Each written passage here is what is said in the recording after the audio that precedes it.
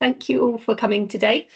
We hope today will be an interesting and informative session for you all. There's still a few people joining as we speak, so hopefully they will be settled shortly. Your cameras and mics have been disabled. However, you are welcome to enter any questions that you have in the Q&A section, as there will be some time at the end to go through those. So introducing myself, my name is Lauren. I'm Deputy Director. I oversee the Safe House support, our support services, the Modern Slavery Helpline and our policy and research work at Unseen. I have been with Unseen since 2018, joined as a Safe House manager of what was then a 24/7 staffed safe house for complex needs female victims survivors with sleep-in staff there on a daily basis. Whilst our safe house remains a safe house for victims and survivors of modern slavery, the needs have very much varied over the years, from complex needs to lower needs as we empower victims towards independence and recovery. In the 15 years of our Women's Safe House being in operation, we've supported many people, transgender, non-binary individuals, as well as many females. We've supported people with age ranges of anything from 18 to over 70 years old, with some residents staying with us on just a very short period of a night, to others being with us for several years. The nationalities and the types of exploitation suffered have varied, and we've seen several really sad but also really happy memories over this period as well. From the unfortunate passing of one survivor and a number of moments where we've had to call emergency services, to pregnancies and new life and countless celebrations, communal meals and activities. Eid, Chinese New Year, Christmas, birthdays, Diwali, we've covered everything that you can think of. And all those big moments, but also the small moments of celebrating someone's first bus journey independently or starting college for that very first time.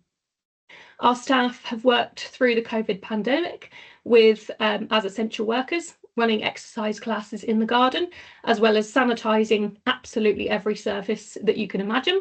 We've had many refurbishments over those 15 years, from broken ovens, pipes bursting in the middle of the night, carpets of all shapes and colours, paint jobs that have allowed people, the survivors that are staying with us, to unleash their creative interior design choices.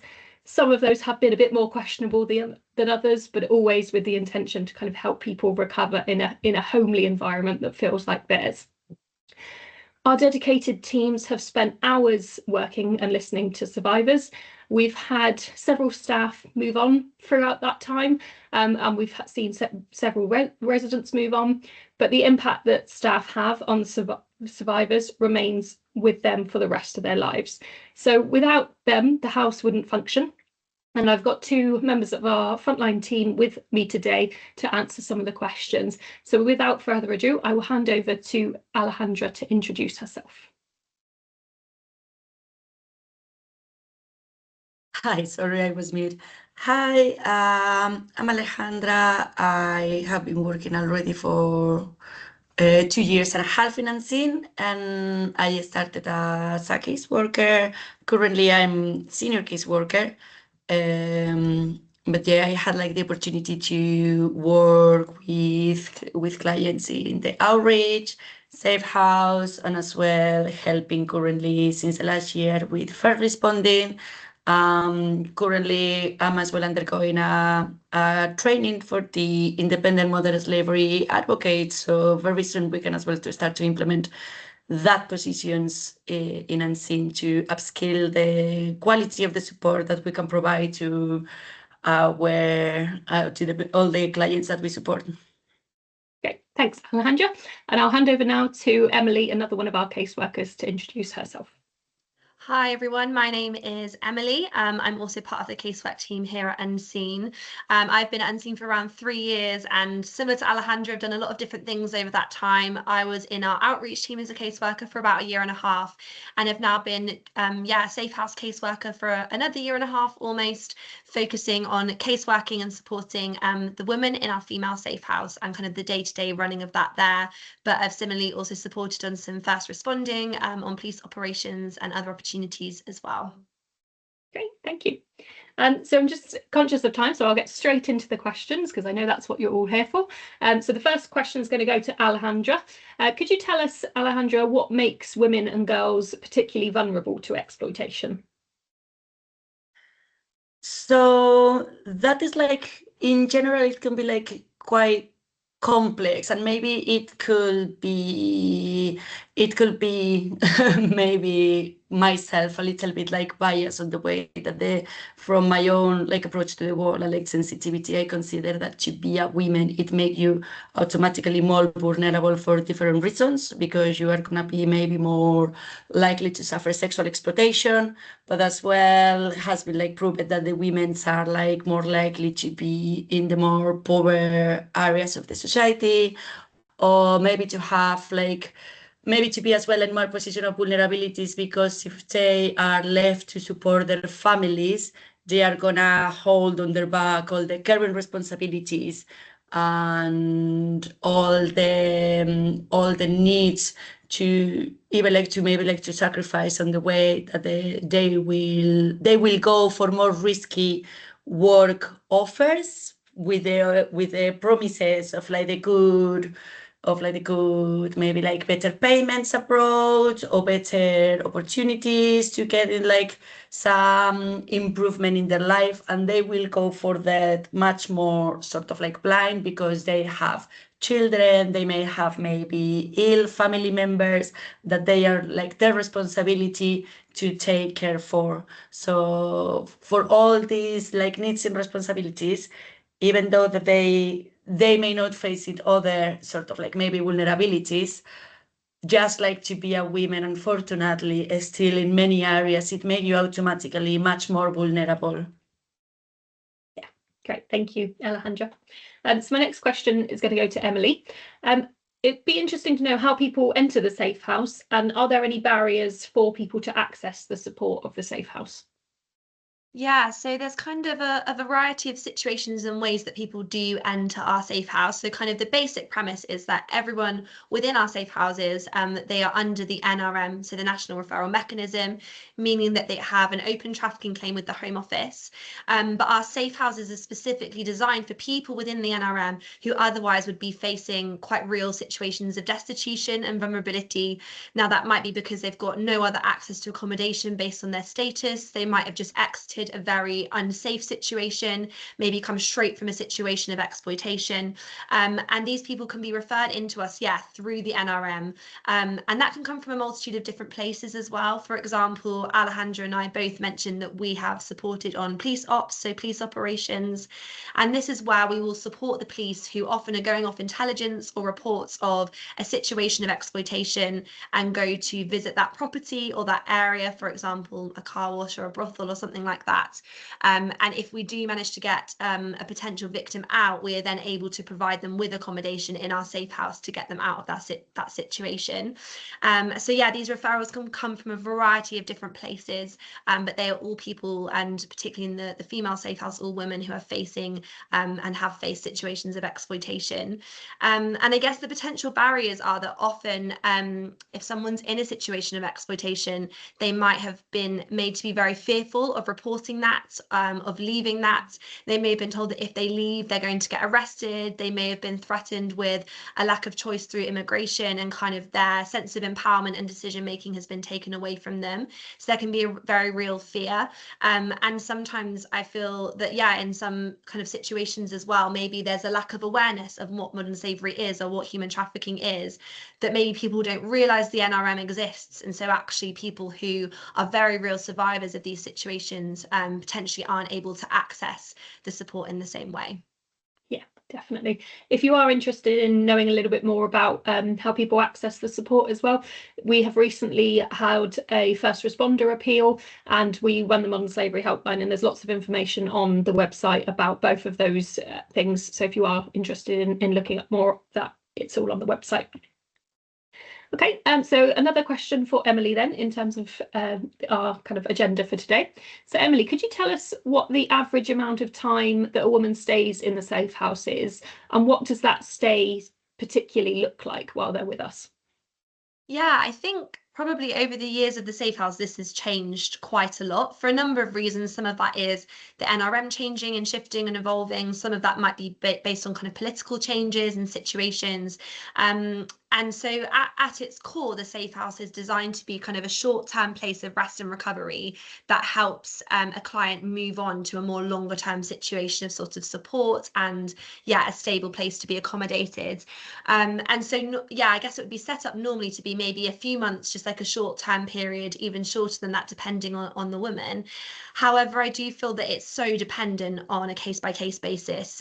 Some of the clients that we have in our Safe House very much just need that initial few weeks to get them back on their feet and able to move on to a more kind of, yeah, long-term situation of recovery. But for others, they may have very complex immigration situations, meaning that their access to housing and to support in the UK is limited. And so without the Safe House, they would definitely be in a place where they are without accommodation, they are without support, they are facing destitution. And so in that case, they do stay a little bit longer whilst we're kind of fighting with them, maybe with legal support to get them that support. So it just is so varied depending on a kind of case-by-case basis.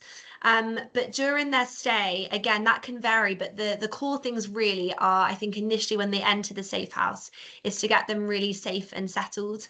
I think the adjustment for people coming in can actually be one of the most difficult parts. We often see with the clients in our female Safe House, that initial first sort of 3 to 4 weeks can be a really turbulent time for them. Kind of coming into even a place of stability when you've not experienced that for so long can be really hard to adjust to, even if logically you know that it's safe and you know that it's a good place to be. That adjustment can be really hard. So I think the initial period in their stay is very much helping them adjust, helping them to feel safe and that they can trust staff. And then, which I think we'll talk a little bit about more in a minute, and in terms of support, but we then begin the process of getting them the right support that they need, and helping them to kind of understand what they're entitled to and advocating for them within that. But very much the Safe House is their home. One of the clients actually called us out on like wearing our shoes around the house, because actually they were like, this is our home. We don't want you to be wearing your dirty shoes sort of like stomping around our home, even though it's your workplace. So we've tried to be really mindful of that though it's a place that we come to work and support them, they are there, you know, throughout the week. They sleep there, they cook there, they eat there.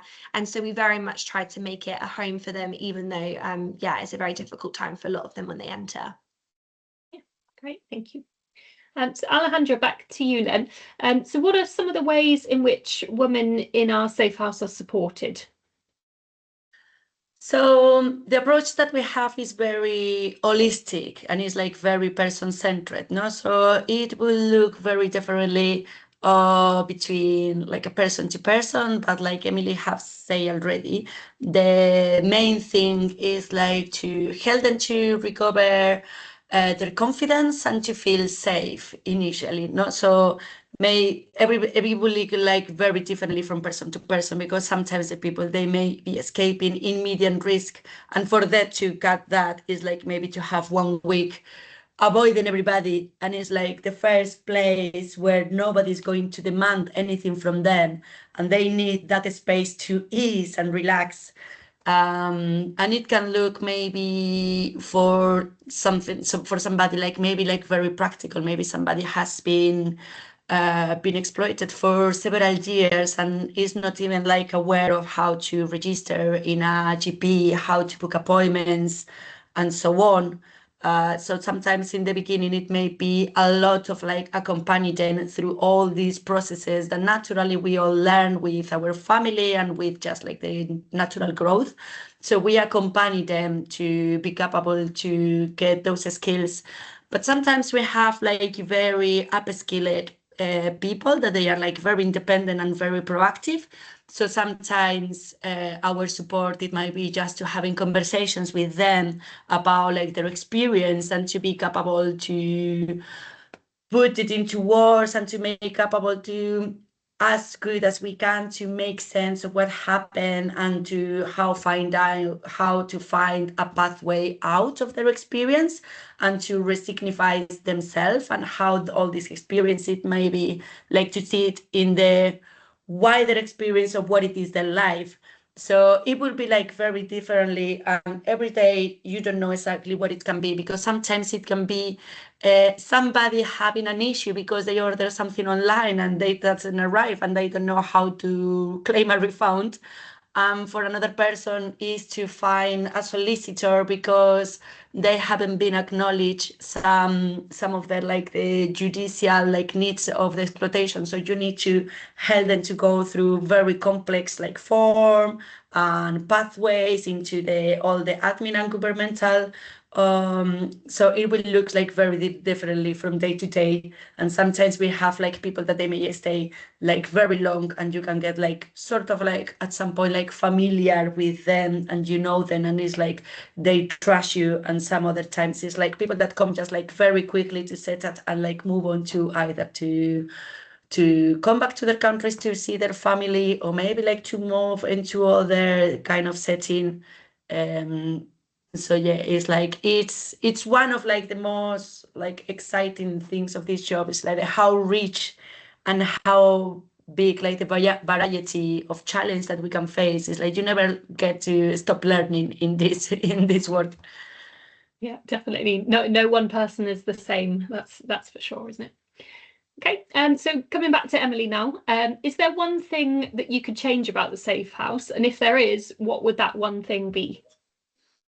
Yeah, it's a great question. I think for me, the biggest thing, and this is like a continual thing that we're always working towards, is just to continue giving, yeah, the women in the safe house, really simple, joyful experiences. I think sometimes it can be very hard in the current kind of climate and economic difficulty, or when there's political changes going on, you know, we're trying to keep up with all of that and kind of provide the core services. But I think we would love to continue building upon giving the clients like a really holistic experience and being able to do more activities with them as well.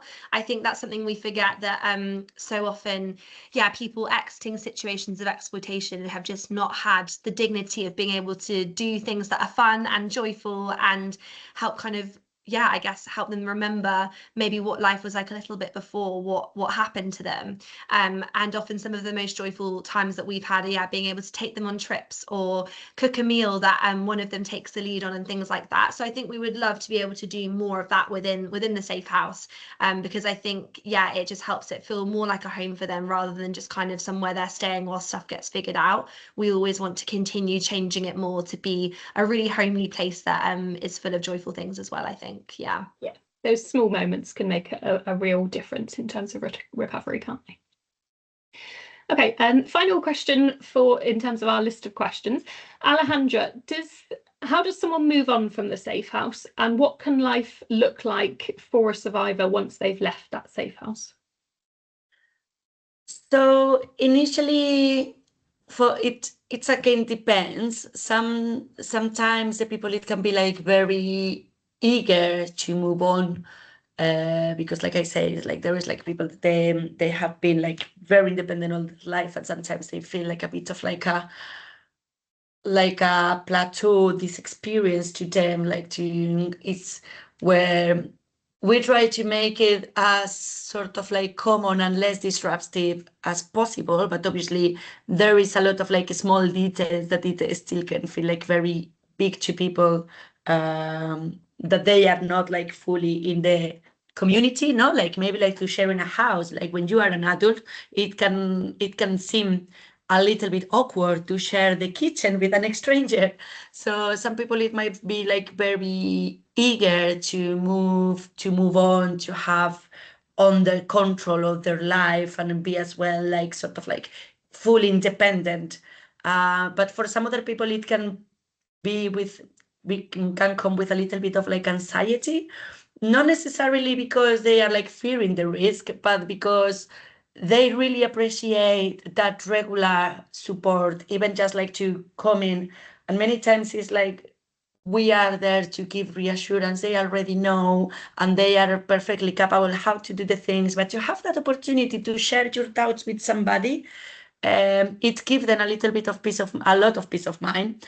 So again, depending of the situation, they will move on in many like different ways. Sometimes it can be because like Emily said, they come with like an uncertain migration status. So maybe we help them to sort out that. So they will move into the other kind of support, maybe local authority, maybe other like governmental support, or sometimes for those that maybe come with like a sponsor visa and they don't have like this right to public funds, it can be a little bit like longer because they need to find a job, they need to do some savings, they need to go through all the like like the rental process of like going to views and accessing some private renting. So how they will move on, it will be like very different. But I think that as well the opportunity that our organizations has, that they have like the two settings of like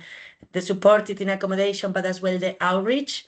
It's given them as well a lot of like peace of mind on the way that they know that when they move on, doesn't mean that they are going to be just like jumping to the void. They are going to be still having the opportunity to have maybe for a while a caseworker that it will check in with them to make sure that they have everything under control and they are like well aware of all the responsibilities and duties that they have to fulfill, and as well obviously to make sure that their well-being is well, that maybe they are not like overwhelmed or they are not like maybe suffering any sort of like stress or anxiety. So that possibility to have somebody like to check in with them for a while after is like very beneficial. And what can life looks like for a survivor after? Again, it can look like very different, but I remember like especially with some clients that when I maybe started at the beginning and they were like going through all the process of a little bit like feeling low and struggling because they were having a lot of like difficulties, and maybe afterwards they were like leaving and I was like checking with them like, hey, how are you doing? Oh, it's all good. It's like, do you need any help with anything? No, everything is fine. And it's like, well, I still try to, I was feeling like pushing even like, why don't we meet for a coffee so you can tell me a little bit more?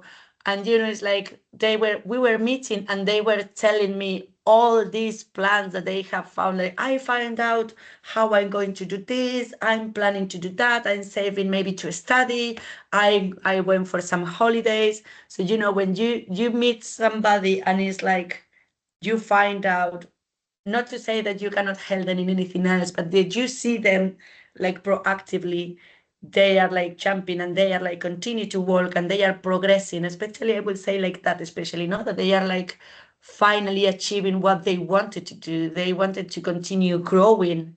It can be like very emotional, no? Like very, very, I can feel like very proud for them. Thank you. Yeah, it's been really useful to hear about the kind of the technical side of how we run the Safe House and what that looks like for victims and survivors. I'm interested to hear from both of you now in terms of, do you have a particular favourite memory from working in the Safe House, or that thing that kind of always sort of keeps you motivated on difficult days? So Emily, I'll come to you first. Yeah, I was thinking about this question, and there's obviously lots of kind of big, amazing memories, but I actually just have this one really simple one, which was I remember coming back to the Safe House after being out with a client for the day, doing something in the evening, and two of our residents were in the kitchen, and amazingly, they'd become really good friends because they both spoke this very specific dialect from the country they were from. So when they'd first met, they'd actually cried because they were just so overwhelmed that they could finally speak in this language to each other and could really resonate with each other. So that was firstly very beautiful that they still have this friendship even though they're living in different places now. But I came home and they both have very complex situations in their lives and been going through some really difficult times. One of them had some quite crippling health issues. She found moving really difficult, but they were both in the kitchen and I could see through the window them blasting music and dancing just in the kitchen. And I think for me it's like we do all these big things and we do the big trips, or we have the big wins sometimes with legal battles or whatever it is, but actually that simple moment of actually seeing them being able to appreciate the house as their home and finding a real friendship and relationship in a world where both of them for most of their lives have just experienced exploitation and poverty and real difficulty, just that kind of very pure joy for me. I feel like that's something that I often go back to, that picture of them seeing them through the window. I think that's one of my favorite memories. Yeah, lovely memory. Alejandra, how about you? Yeah, I was trying to think as well. Definitely what I love the most is when I visit the safe house and maybe some of the residents, they are cooking something. So I always like kind of have like these beautiful smells, and I go down to the kitchen and they, oh, what are you doing? And they explain me the recipe, and you have this opportunity to see like so many variety of like cultural gastronomy, and they maybe tell me like about how they were like cooking this in the past, maybe to the family, where they learned the recipe, or if they like it to share it with the family. It's like very rich experience, and as well to have like an opportunity to have maybe a conversations with them outside of all the practical things that maybe we can be like very like emotional distressing or challenging. So to have this opportunity to do this small talk, I think that is actually like very valuable. Like for example, when we did, or even like the other way around, when maybe like we do some like prepare our lunch and they come around like they, oh, what are you doing there? And it's like, so it's like the cultural exchange that you have the opportunity to do there. I think that is like one of my favorite things. Yeah, really lovely. Okay, so that brings us to kind of an end of the kind of core questions that we've got. So we've got a video now from a survivor consultant who used to live in the safe house and is going to talk about her memories of being in the house.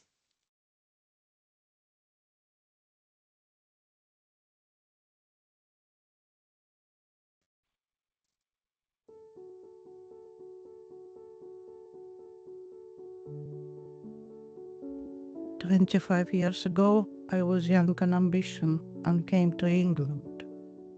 Want to be an archaeologist, but ended up in slavery. So my 20 years passed in completely darkness. Then I ended up in safe house. I don't remember the first days and weeks at the safe house. My mental state was very difficult. I was afraid of my own shadow. So it's difficult to describe the first days. I remember there were pieces of paper with the inscription, "I save," hanging in my room. And on the mirror in the bathroom, there was an inscription, "Don't give up." Then after about 3 months, surrounded by care, I began to show interest in life. I studied online and became a volunteer at the museum. My most vivid memory is a snowy morning. That morning the manager came and invited me to make a snowman. At first it sounded real right to me, but I went. When we were making a snowman, I suddenly realized that I was alive. I was so impressed by such a childish undertaking that the first time in many years I laughed. Living in the safe house was very difficult and painful, because over the years it was became my home, but I have been thrown to life again. In reality, extending often means continuing a life of social, economic, and psychological precarity. So I come to England wanted to become an archaeologist. No matter how paradoxal it may sound, I found my Camelot. This is my safe house, and the people who work here, and help so I must feel the test of life again.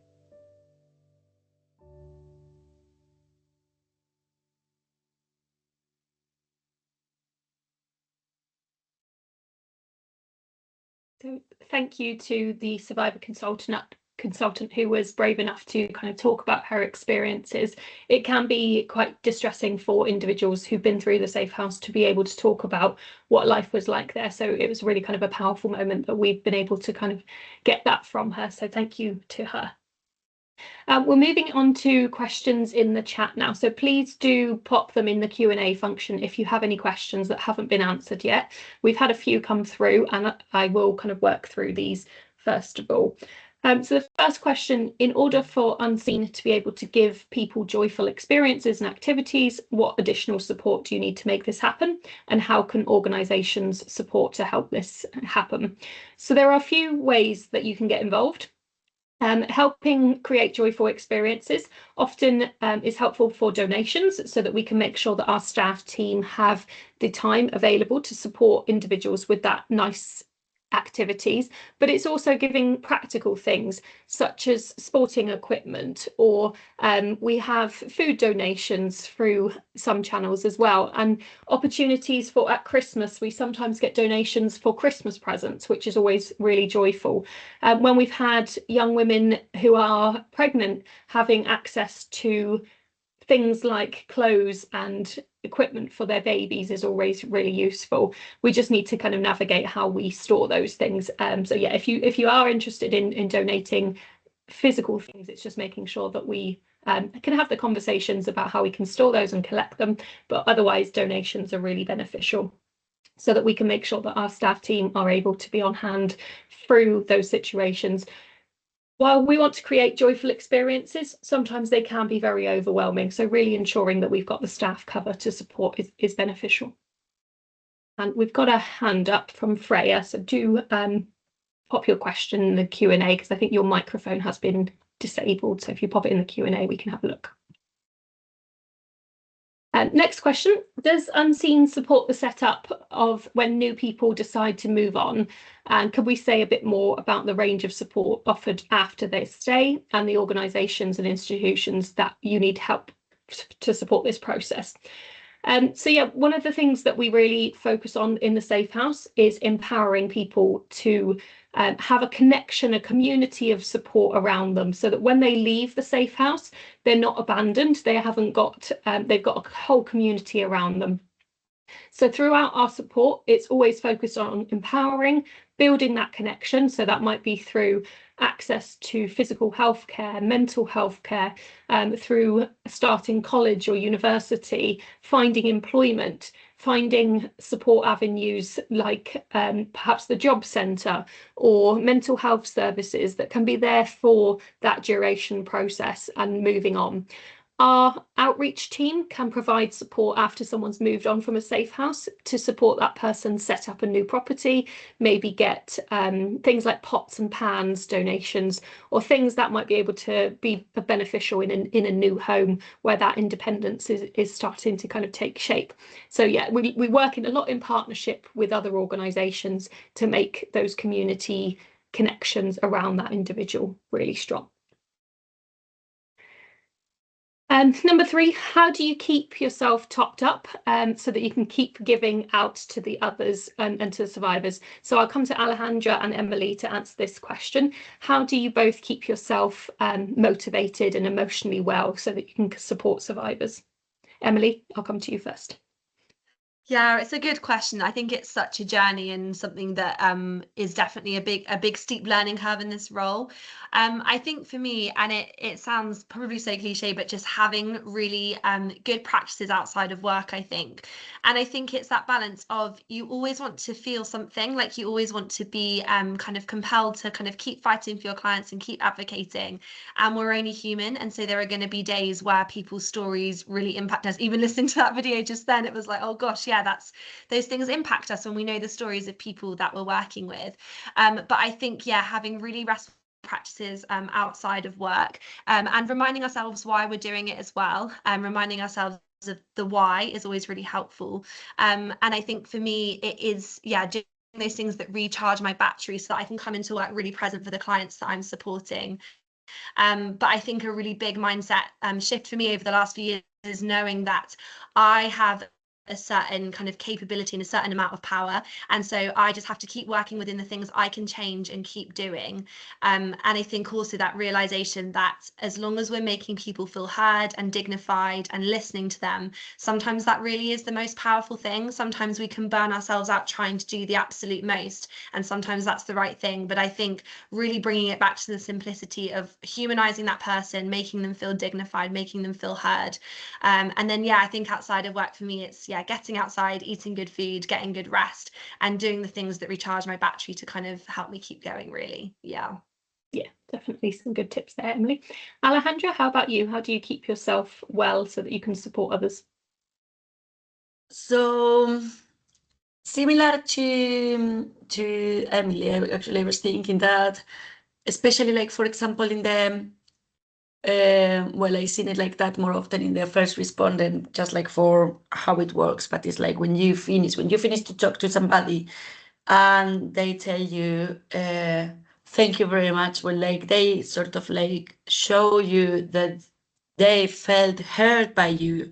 You know, it's like something sounds simple, like just like to showing this empathy, sympathy, just like giving a bit of like honest time with them is like so fulfilling. But as well when you achieve one of their goals, or they achieve some of their goals, it's so rewarding. And it's like at some point you say like all this stress, all this like creativity to finding solutions and resources, how to approach the challenge, to manage to overcome them.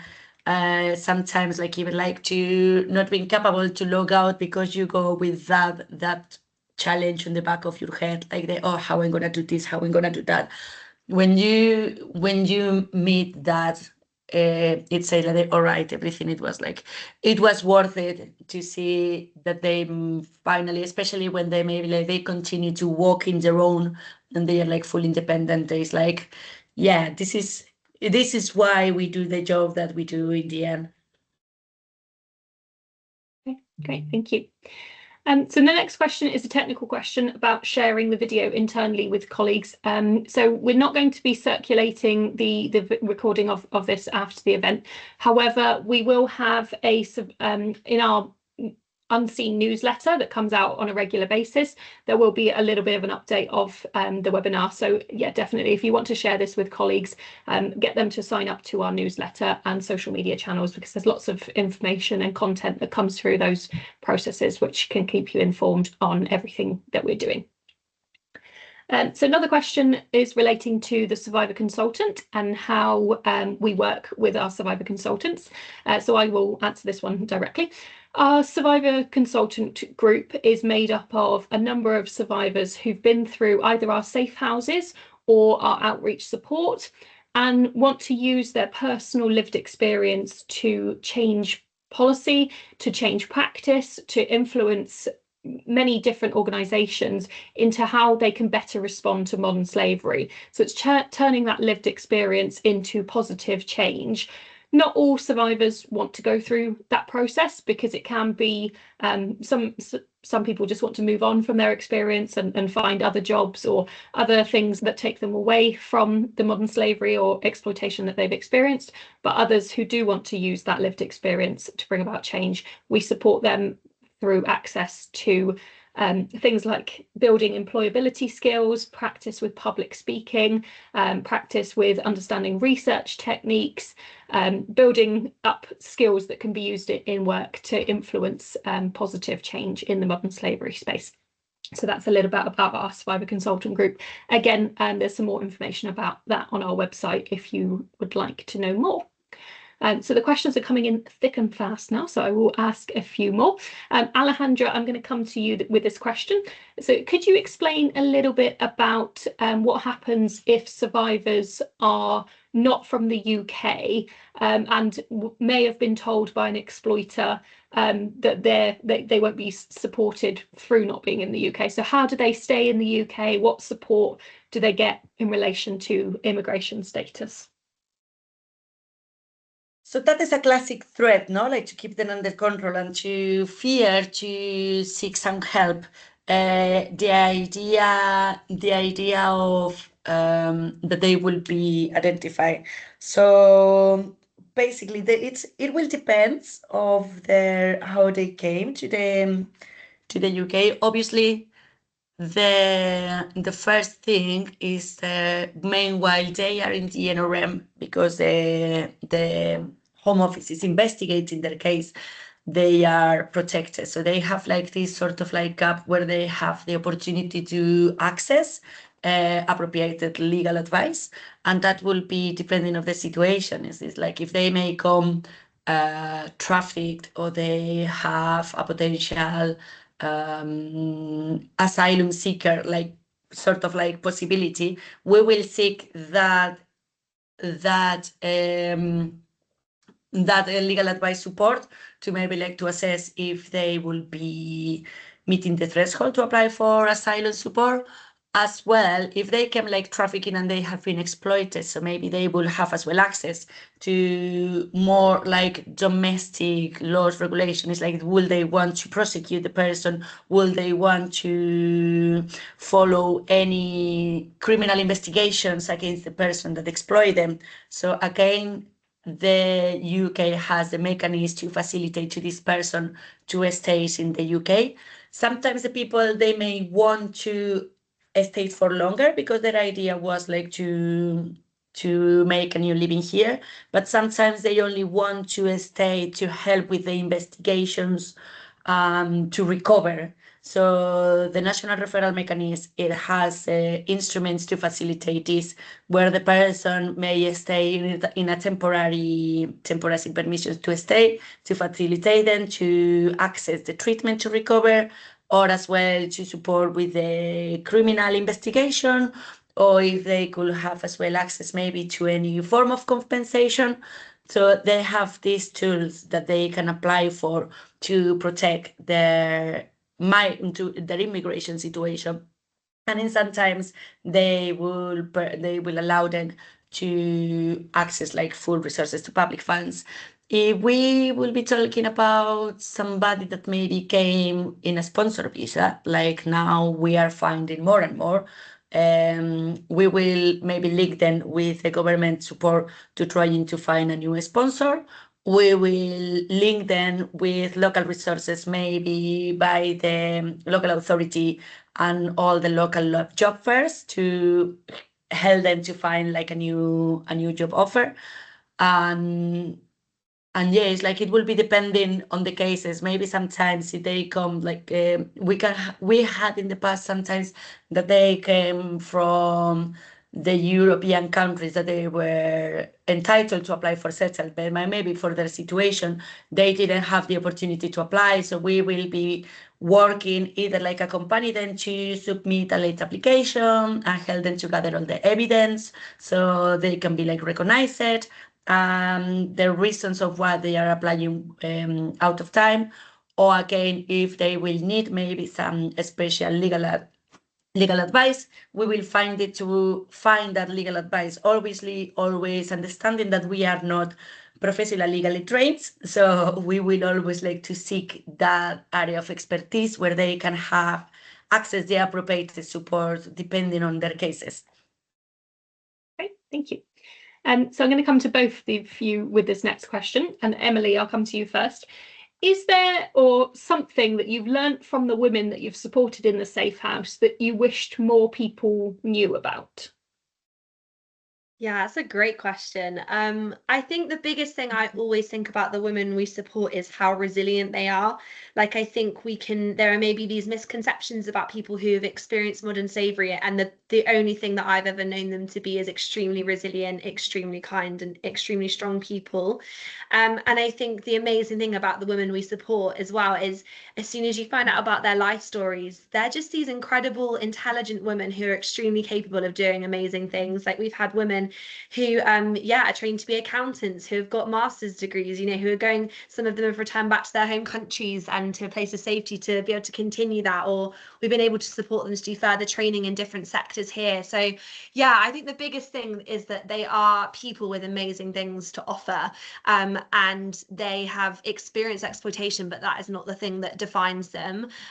We've had women who really go on to be incredible overcomers of what they've experienced and use that experience for good. And so I think that's the thing for me. I think so often there is this misconception about survivors of modern slavery, but for me, they are genuinely the most resilient people I know and have a lot of skills to offer. And often our job is really just to call that out in them, to help them remember that that part of themselves is still there, and to really just advocate to kind of give them the skills to get back to themselves almost, or to rediscover who they are, on the other side of what they've experienced. But yeah, I think anyone that's met the women that we support will testify that they are so strong and resilient, and also, yeah, just have so much to offer the world and offer society, really. Yeah. Good answer to a good question. Alejandra, I'll come to you. Is there anything that you've learned from the women that you've supported that you wish more people knew about? Similar to Emily, I was thinking, and I will say that, yeah, in the end, it will come to the resilience as well, like their capacity to find still beauty in amongst of everything that they happen to them, and how they nurture a capacity to sort of like to teach each other and support each other. Many times when you see them, and especially like maybe environments like in the safe house where you have some that they have been for longer, and they like somebody's coming, and sometimes to those like more vulnerable, they sort of like they not adopt them, but well, they say like you see the like how somebody like maybe started to befriend them and is like bringing them up and helping them to shine in their own.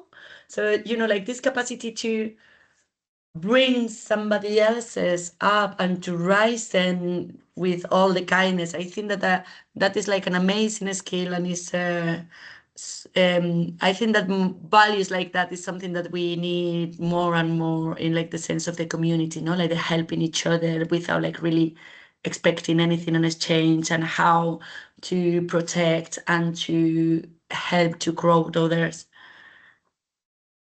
Okay, thank you. I think for me, I have a particular kind of process of, I think every woman that has come through the safe house is essentially at the end of the day a woman at the first and foremost, and it's looking beyond the fact that they've been a victim or a survivor of modern slavery to actually the person underneath that. And I think, yeah, sometimes it can be very easy to kind of focus on the trauma that's been experienced or the situation that they've been through, but actually at the end of the day they are just people, and yeah, making sure that we kind of never lose sight of that, I think, is really important, and it's really important for people to know that. So that's kind of my answer to that question as well. So there's a question about, can we recommend any courses or resources around developing skills to identify and support victims of modern slavery and exploitation? So the answer to that is absolutely yes. Available on our website, we have a training provision which has access to various opportunities for training and learning. There are information is available on the website as well on how to spot signs of exploitation and how to respond when it does happen. So depending on what level of course or information that you're after, there's lots of different things available on the website to meet different needs. But starting off with that understanding of spotting the signs is a really good place to begin. And then it's moving on to how to work in a trauma-informed way to support victims. So moving on to further questions, how many people can we support at one time in the safe house? And then we've also had another question about, do we have more than one safe house? So I will pick up that one. We have two safe houses, one for men and one for women. Our women's safe house can support up to 10 people at a time, and sometimes it varies in terms of capacity that it's full up, but yeah, we can support up to 10 people in our women's safe house. And another question relating to how we support from police operations, and if people from those police operations move into the safe house. So Emily, I'll come to you with this one to talk a little bit more about, if we've identified a victim in a police operation, do they always come to our safe house, or what's the process there for them to access support? Yeah, it's a good question. So it is very dependent on a few different things. So to kind of give a bit of background, we would go into a police operation, for example, if we had, maybe the police had some intel that there was sexual exploitation or forced prostitution happening in a home or in a set-up brothel or something like that. An example would be, we would attend with the police, we would chat to the potential victim, and we would basically offer them the opportunity to come with us and do an NRM. And that is really crucial in that we we go and we offer the support, but it has to be under the consent of the potential victim. And so if they consent to that, then we, along with the police, would safely remove them from that situation to a kind of confidential space, where we as Unseen, maybe alongside the police or whoever else we're working with, would complete an NRM. And we try to do that quite swiftly, but obviously also in a very trauma-informed way, making sure they're in an environment that's comfortable. And once they're kind of got their NRM in, we are then able to refer them for some quite immediate support. And there's a lot of complexities around that, which I won't go into right now, but we can try and get them support as quickly as possible in kind of emergency circumstances. And this would be, yeah, if that potential victim, if that survivor had nowhere else to go and we need to get them to a place of safety away from that site of exploitation. And once they're in the NRM, they can be referred for safe house support. Now, it might be that it's appropriate for them to come to our safe houses. It might be that that is the best place for them, but that would also be dependent on a couple of things. For example, on a really practical level, if we have capacity, sometimes we're at capacity in both safe houses. And so it might be that we actually at that time don't have capacity to take them in because all of our rooms are full. But it also might be that actually keeping them in, if they were kind of rescued out of a similar area to where our safe houses are, actually that it's not appropriate for them to be housed there. One of the really cool things about when we're looking at safe house accommodation is to ensure that the survivor is in a safe space away from where the exploitation happened, away from what we would call their kind of high risk or danger area. So it might be assessed that actually, for example, they need to go somewhere completely different in the country in order to really ensure there's a good distance between them and where their exploitation happened. So in that case, we might request through the Salvation Army that they are placed somewhere different. So it's very dependent on the survivor. That's kind of the outline of the process, but it would very much be a process of working with the survivor, working with the police and Salvation Army to ensure that that survivor is placed somewhere where they feel safe and also where we feel comfortable that we're able to provide them with safe support as well. Great, thank you. And yeah, that sort of touched on another question that we had in relation to are all of the victims and survivors that we encountered entered into the NRM. So not all of the individuals that we work with go into the NRM. It is very much a consent-based process if people want to go through that or not.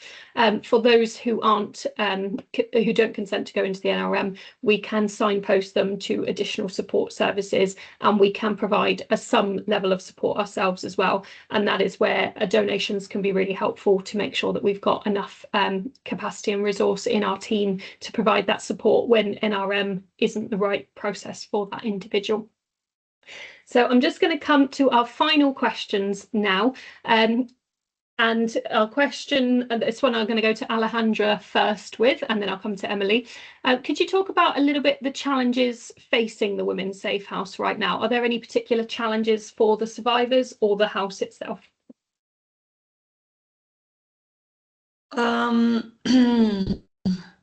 Challenges, I will say, possibly there is a lot of challenge that is about the possibility of the resources out of the national referral mechanism as well. No, like we were saying that for example, they're trying to get them appropriate legal advice.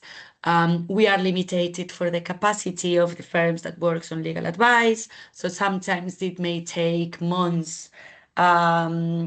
Sometimes it can be, that can be as well, like in many other areas, like maybe accessing healthcare, but that is as well something common of like the current circumstances that everybody is facing.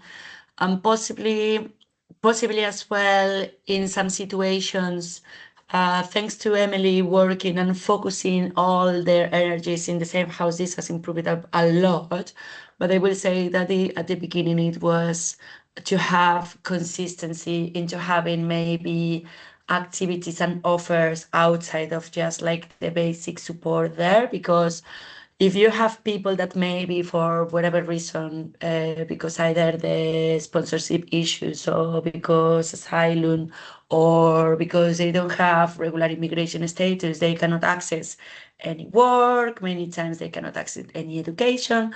You have people just staying hours and hours in one accommodations, that in the end, it will affect their mental health, their physical health.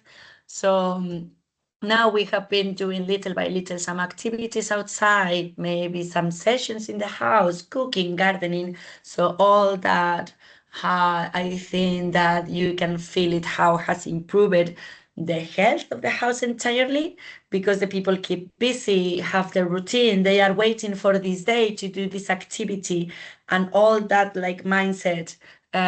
It helped a lot, especially when you are waiting for other new things. It helped them to get away of their stress and their worries at least for an hour a week. And I think that that is like very valuable. And many times we, as very busy adults in this crazy society, we don't appreciate. We may complain about all the stress and rush in life, but in the other extreme, it is as well like very hard space to inhabit, and but we are not conscious because we have never experienced it. So I think that it will be like, especially like in general broad, but it's like very easy to resume it to resources. No, there is always things to improve. There is something, an extra mile to go. There is something a little bit more that we can do.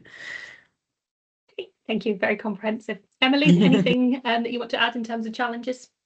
Yeah, I mean, I think Ali kind of covered most of it, but I think, yeah, for me at the moment, on top of all that Alejandra said, which I really agree with, I think we're facing a lot of kind of changes in what the NRM decisions are looking like, and political changes. And so trying to kind of support our clients the best we can whilst navigating kind of a lot of changing information, a lot of changing experiences for clients is not easy. And trying to ensure that their support remains steady and remains consistent in kind of a world that is changing a lot, a political environment that is changing a lot. I think is definitely hard when we're having to learn and adapt and overcome, but we obviously want to remain consistent. And like Alejandra said, I think the biggest thing I've learned working in the safe house is that consistency and steadiness are just things that are so important in the house for people who have come out of a complete lack of consistency, a complete lack of stability. Being able to be those people that show up consistently and are there for the clients in the same way day in, day out is difficult when there's a lot around us that is changing, and that we're having to communicate to clients in a way that is helpful and kind to them. So yeah, on top of the kind of resources that sort of Ali mentioned, I think that for me as a caseworker, I know for all of us is a kind of challenge that we're having to work alongside at the moment. Thank you very much. So we've come to the end of the session today. So thank you everyone for coming. I hope it's been informative for you. If you would like to have more information or would like to follow on, please do access our website, have a check out of the materials on there. There's lots of good content. Also subscribe to our newsletter via the website as well. Follow us on social media, because we continually to send updates and information that can be useful in a variety of different roles and sectors. So yeah, please do keep in contact. And thank you again, and I hope you have a great rest of the day. Thanks very much.